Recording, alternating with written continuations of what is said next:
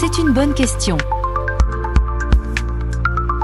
Pourquoi les mariés portent une alliance sur l'annulaire gauche? C'est vrai, une alliance se porte traditionnellement à l'annulaire de la main gauche. Mais cet usage est tellement ancien que bien malin sera celui qui, aujourd'hui, saura dire précisément le pourquoi de cette pratique. Il s'agit en effet d'un usage millénaire, et comme c'est souvent le cas dans ce genre de vieilles coutumes, les réelles origines de son existence se perdent dans l'obscurité des siècles. Cela dit, en faisant le tri parmi la cohorte de légendes qui entoure désormais cette tradition, on remarque deux raisons possibles qui reviennent assez souvent. La première explication nous ramène au temps de l'Égypte ancienne, lieu et époque durant lesquels on associait à l'annulaire de la main gauche une veine qui, dit-on, est directement reliée au cœur.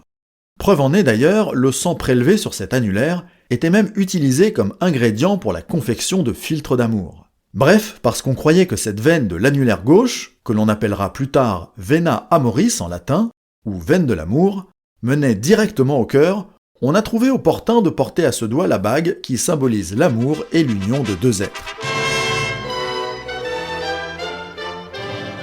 On dit également que la raison pour laquelle les mariés portent leur alliance à leur annulaire gauche est tout simplement parce que la plupart des gens sont droitiers. En mettant la bague sur une main qu'on utilise peu, on réduit tout naturellement les risques de l'abîmer. Mais alors, pourquoi l'annulaire? Eh bien parce que selon une croyance qui nous vient cette fois-ci d'Asie, ce doigt représente tout simplement le conjoint.